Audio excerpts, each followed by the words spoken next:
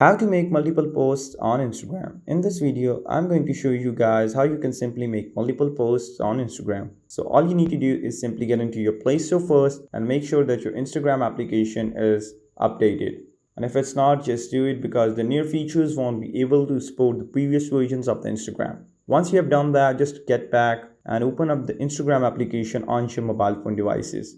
Once you do that, all you need to do is simply get into your profile by tapping at the right bottom corner where your profile picture is being shown, and this is the kind of screen that would appear up. In that screen, all you need to do is simply get in that tab or just tap on that plus icon that is at the bottom of the screen, or simply tap on the plus icon that is at the top right corner just beside that freelance or hamburger option or icon. Once you tap on it, you see this new dialog box appears up which states post, story highlight, live. All you need to do is simply get into post, and once you get into post, all you need to do is simply select the pictures you want to post.